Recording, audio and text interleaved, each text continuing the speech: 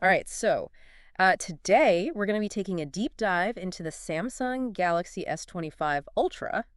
Sounds good. We're looking at a review today from GS Marina Official, Okay. and looks like a lot of people want to know, is this thing worth all the hype? Yeah, for sure. Yeah, I think that's the big question, right? yeah, Is it, is it a worthy upgrade right. um, from previous generations, or is it worth switching to Samsung for? Right.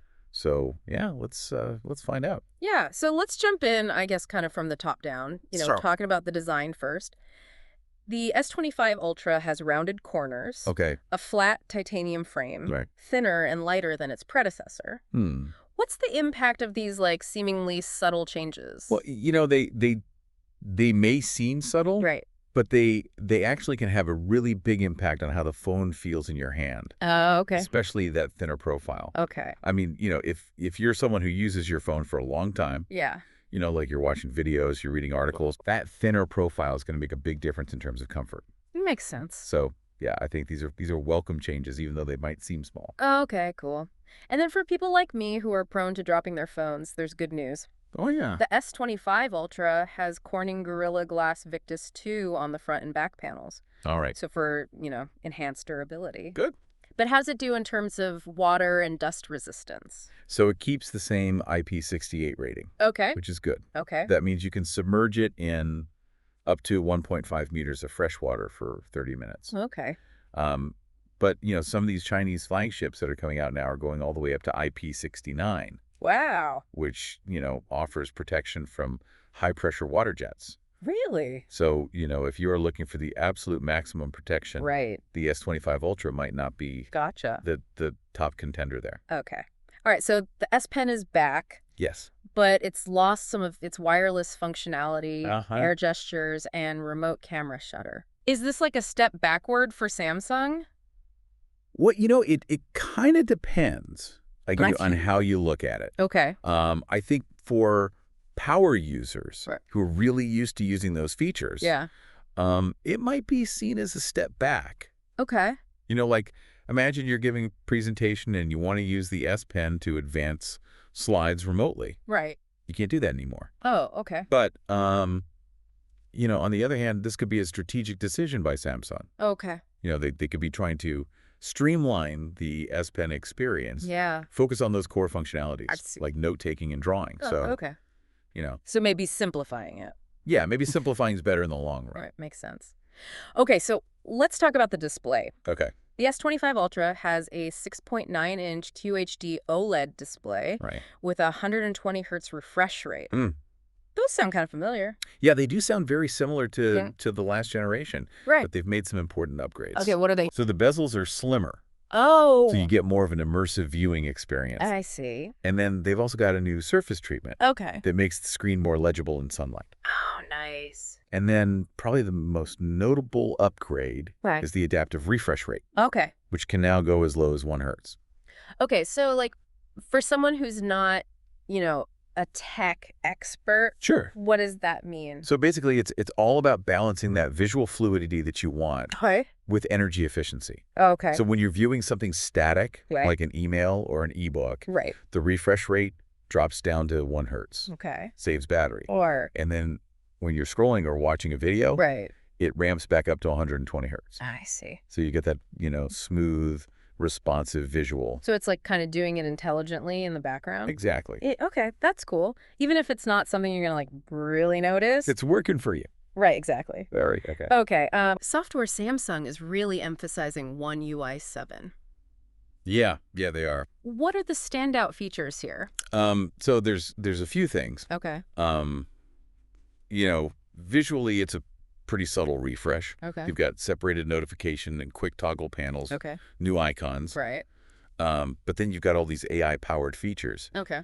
And one of the most interesting, I think, is Okay. something they're calling cross-app action, Okay. which is basically system-wide natural language input. Okay, I'm not sure I follow. So basically, you can control multiple apps with just your voice now.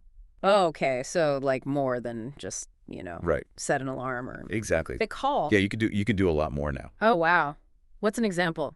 So like imagine you're looking at a restaurant review online Okay. and you say, hey, Bixby, book a table for 2 at this restaurant tomorrow night.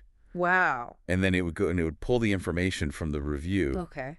and then it would open up your booking app, make the reservation for you. Oh, wow. That's pretty cool. Yeah. So, Yeah. it's really taking things to the next level in terms of, So they're trying to make Bixby like a really important part of the experience. yeah, they're really trying to push Bixby as, the central hub of the whole Right. phone experience. But are these like AI features just gimmicks, or do they actually add value? That's a good question. Uh-huh. I mean, I think it depends on your perspective, right? Right. I mean, some people might see them as, just kind of bells and whistles. Right.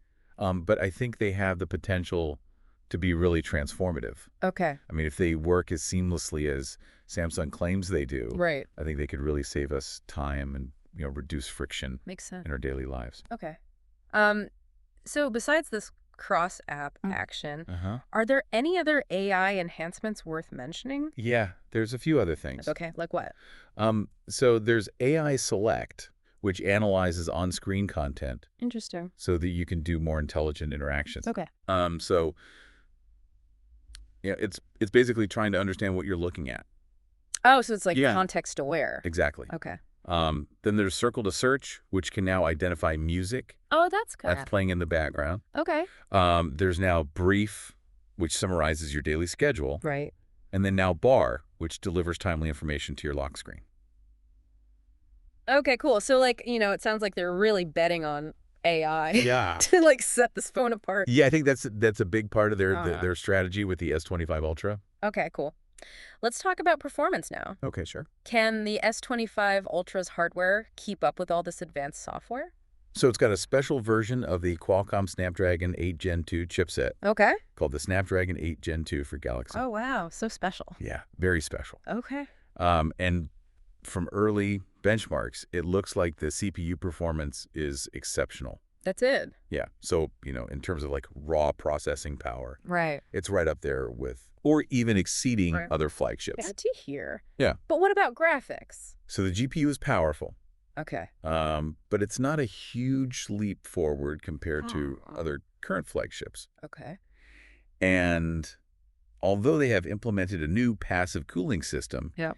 they did observe some pretty heavy thermal throttling in stress tests. Okay, now I'm not a tech expert. Right. Explain that to me. Like, what does thermal throttling mean? Sure. So basically, when the processor gets too hot, Right. it starts to slow down Okay. to prevent it from overheating and, getting I'll damaged. get you. And so this can lead to reduced performance, Okay. especially if you're doing something really demanding, like gaming or video editing. So, like, everyday stuff should be fine. Yeah, everyday stuff should be totally fine. But if I'm really pushing it. Yeah, if you're really pushing it to the limit, Okay. you might see some lag or some frame drops. Okay. How about battery life? Oh, Can it keep up with our, like, crazy, busy digital lives? so it's got the same 5,000 mAh battery Okay. as the previous model, Okay. but it looks like they've done some optimizations Okay. to squeeze out some more efficiency. Okay. So they didn't make it bigger, but they made it better. Yeah. Wow. And in battery life tests, it got an impressive 14 hours and 49 minutes, Wow. which is, That's really good. yeah, that's really good compared to other flagships. Okay, cool. What about charging speed? So that's where things are a little bit disappointing. Okay. Still stuck with 45W charging. Oh, really? They didn't upgrade that. No. Oh, come on. Which takes about 59 minutes for a full charge, Okay. which, isn't bad. Right. But you've got some competitors out there that are pushing like 100, Right. 100 watts. 120W. It's like the blink of an eye. Yeah, so it feels like, maybe a missed opportunity there. For sure. Okay, speaking of things that should be fast. Yeah. Camera. Okay. The S25 Ultra has a 200 megapixel main camera, 10 megapixel 3x zoom, and a 50 megapixel 5x zoom, Okay. all carried over from the previous generation. Uh-huh. So what's new and exciting here? So the big change is the ultra-wide camera. Okay. They've replaced the 12 megapixel sensor Okay. with a 50 megapixel sensor Wow. and a wider aperture. Okay. So it seems like they're really focusing on Right. giving you more flexibility and detail Okay. in those ultra-wide shots. So more megapixels means more detail, right? In theory, yes. Okay, but I mean, what's the real world impact here? Yeah, so that's the big question. Right. It looks promising on paper, Yeah. but early reviews suggest that the ultra-wide photos are actually a little bit less sharp Oh, and really? the previous model. That's kind of a bummer. Yeah, it is a bit of a bummer. What's going on there? It could be down to processing choices. Okay. So, we'll have to wait and see. More testing. Yeah, more real-world testing to see how it actually performs. Okay, so too early to tell if it's an actual improvement. Yeah, for sure. Okay, are there any other camera features that stand out? Yeah, there's one really interesting new feature Okay. called the AI Audio Eraser. Okay. And this allows you to adjust or mute specific sounds in videos. Oh, that's cool. Yeah. So it's like, With an example? so imagine you're recording your kid's piano recital, Okay. but there's a lot of background noise from the audience. Right. You can use this to like isolate the sound of the piano That's awesome. and minimize the distracting sounds. That's really cool. Yeah. So I think it's a really cool feature Yeah. with a lot of potential. For sure. For sure. So we've covered, the design, the display, the software, the performance, the battery, the camera. Yeah. I mean, we've learned a lot about the S25 Ultra, Uh-huh. but I think, the big question people have is like, what does it all mean? Yeah. Like, is this phone worth the upgrade? That's the million-dollar question, right? Right. And that's actually something we're going to be tackling in the next part of our deep dive. Oh, okay. We're going to be exploring the S25 Ultra's place in the smartphone landscape. Okay. And, talking about whether it's a compelling choice compared to all the alternatives out there. All right. So stay tuned, everybody. We'll be right back after a quick break. Sounds good. Okay, so picking up where we left off, the big question is this S25 Ultra a worthy upgrade? Right. And to really answer that, we kind of zoom out a little bit. Yeah. And look at where it fits in the broader smartphone landscape. Okay. They It seems like phones are so advanced already. are? Is there even room for those, like, mind-blowing innovations anymore? Yeah, that's a great question. Right. I think, we've seen such a rapid pace of innovation over the past decade. For sure. I mean, we've gone from, these basic communication devices Right. to these, like, pocket-sized supercomputers. It's pretty crazy when you think about it. It is crazy. Yeah. But I think you're right. Like, it does feel like the leaps forward aren't as dramatic Yeah. as they used to. Right. It's not like going from, Right. a flip phone to a smartphone. Exactly. Yeah. Like, that was a revolution. Right. But now, those revolutionary leaps are maybe harder to come by. Okay. It's not that innovation has stopped, Right. but the improvements might feel a little bit more incremental. So it's like we've hit this point of diminishing returns. Yeah, I think that's a good way to put it. Right. Yeah. Like the upgrade is impressive from a technical standpoint, Yeah, but it's not really changing my life. right. It's like the difference between, upgrading from a bicycle to a car Okay. versus upgrading from a car to a car with a slightly better sound system. Right. Okay. Both are improvements. Yeah. But one is clearly more transformative. So where does that leave Samsung Right. with this like strategy of refinement? Yeah. How do they compete when you've got all these other brands, doing foldable displays, Right. under display cameras, Uh-huh. crazy fast charging? I think they're betting that you, the consumer, value a polished, Right. reliable experience. Yeah. More than those flashy features. Yeah. That might not be fully baked yet. I mean, there's definitely like a comfort in that. Yeah, for sure. Not everybody wants to be on the bleeding edge, Right. dealing with all the bugs and glitches and stuff. Exactly. Some people just want a phone that works. Right. That's going to last them a long time. And that's where, Samsung's commitment to software updates really comes in. Yeah. I mean, they're promising 7 major Android updates. That's unheard of. It is pretty crazy. On Android, most Yeah. phones get like 2 or 3. Yeah, maybe if you're lucky. Right, exactly. Yeah. So that definitely, makes it more appealing in the long run. It does. But, I mean, let's be real. Right.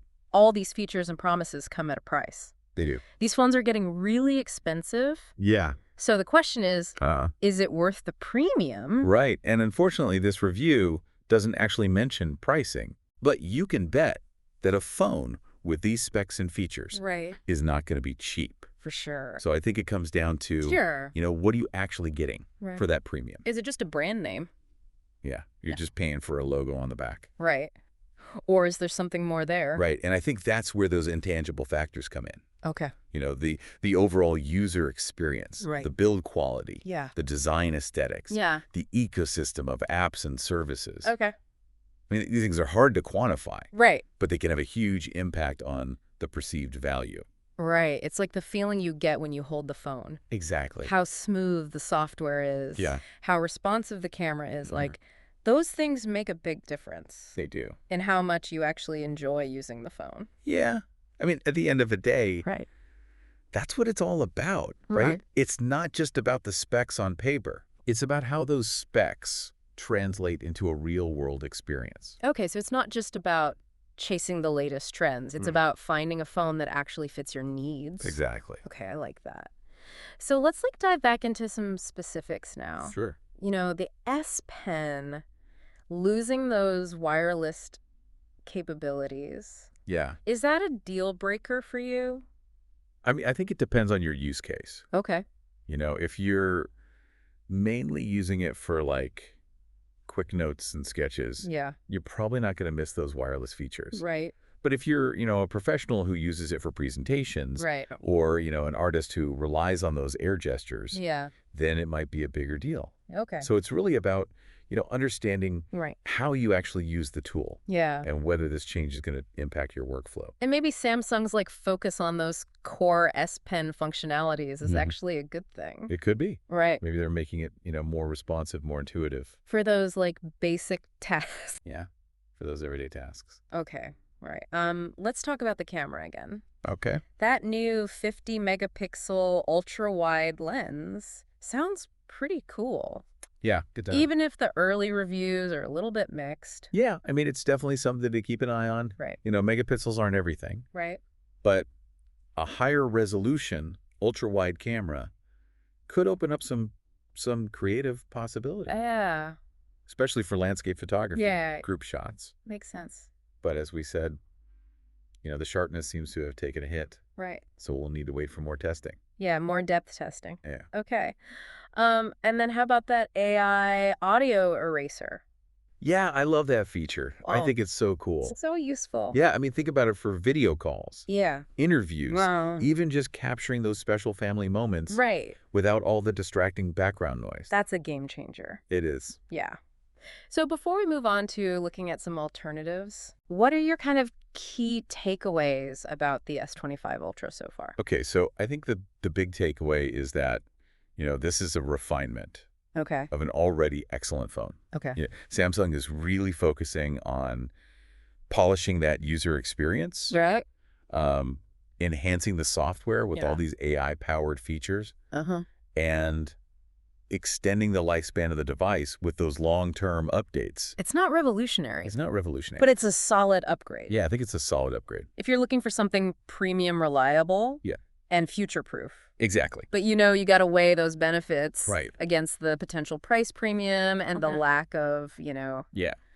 truly groundbreaking new features. Right. So it comes down to what are Okay. your priorities? Yeah, do you value refinement, Right. longevity, Uh-huh. seamless software experience, or are you looking for something that's pushing the boundaries of Right. what's possible? Okay. And to help answer that question, we're going to be exploring some alternative options We are. in the next part of our deep dive. Stay tuned. All right, so we've spent a good chunk of time, really getting into the nitty-gritty of the Samsung Galaxy S25 Ultra. We have. But as any, smart tech enthusiast knows, you shouldn't put all your eggs in one basket. Yeah, for sure. What are the alternatives out there? Oh, thankfully, Yeah. the smartphone market is incredibly diverse right now. It is. So there are a ton of great options out there, Okay. each with their own strengths and weaknesses. Right. Makes sense. It really comes down to finding, that perfect fit for you. Right. So let's talk about the elephant in the room. Okay. The iPhone. Yeah. I'm assuming the latest one, maybe the iPhone 17 Pro Max, Uh-huh. would be a top contender for anyone looking at the S25 Ultra? Yeah, I mean, absolutely. Right. It's a completely different operating system. Right. But Apple consistently delivers a very polished, user-friendly experience. They do. Yeah. And they've got a really strong focus on performance in photography. Yeah, and for a lot of people, it's not just about the phone itself. Right. It's about that whole Apple ecosystem. Yeah, the ecosystem is huge. Yeah. I mean, if you're already using iCloud, Apple Music, Apple Pay, Right. all that stuff, It's hard to switch. it can be a real pain to switch. Right, for sure. So for those who are open to the world of Android, though, Yeah. what else is out there? Well, there are some really compelling options coming out of China in particular. Okay. Brands like Xiaomi, OnePlus, Oppo, Okay. all making really great flagship phones Oh, that are wow. definitely worth a look. I've heard good things about like the Xiaomi 14 Pro. It's Yeah. supposed to have like a crazy display, super fast charging, Yeah. a camera system that rivals like the best of the best. Yeah, Xiaomi is known for offering, kind of those top-tier specs Great. at very competitive prices. So if you're on a budget, but you still want the best, Exactly. Yeah, Xiaomi's a good way to go. for sure. Okay, what about OnePlus? OnePlus. They seem to have like a really loyal following. Yeah, they do. They've really carved out a nice niche for themselves. What is it about OnePlus that people like? Well, I think a lot of people appreciate their near-stock Android experience. Okay, so it's like a clean version of Android. Yeah, it's very clean. Okay. Not a lot of bloatware or unnecessary customizations. Right. And so, it tends to be a very smooth and responsive experience. I see. Okay, cool. And their latest phone, I guess the OnePlus 12, The 12, yeah. is getting good reviews too. It is. It's getting great reviews for its charging speeds Okay. and its camera as well. Oh, okay. Go Well, ahead. so they're giving Samsung a run for its money. I think so. Okay, cool. What about Oppo? Oppo is another really interesting brand. Okay. They're doing a lot of innovation, In what ways? both in terms of design Okay. and technology. Okay. They're not afraid to take risks All right. and kind of push the Hot envelope. take. Yeah, I mean, they often introduce features that Yeah. we just haven't seen before. Cool. Like what? Well, their latest phone, the Find X6 Pro, Yeah. is supposed to have a really revolutionary camera system. Really? Yeah. I mean, some people are saying it could change the way we think about smartphone photography. Wow. Okay. I'm going to have to check that out. Yeah, you should. It's pretty cool. Okay. So we've got Apple with their ecosystem. Mm-hmm. We've got Xiaomi with their pricing. Yeah. OnePlus with their speed and clean software. Nice. Oppo with their innovation. It's a good time to be a smartphone enthusiast. It is. It sounds like this S25 Ultra has got some serious competition, It does. which I guess is good for us, the consumers. Yeah, I mean, competition is always good. Right. Drives innovation. Exactly. Gives us more choices. Yep. More choices, more options. Okay, so as we wrap up our deep dive here, All right. what are your final words of wisdom? My final words of wisdom. Your listeners. Do your research, Oh, explore the options, and don't be afraid to think outside the box.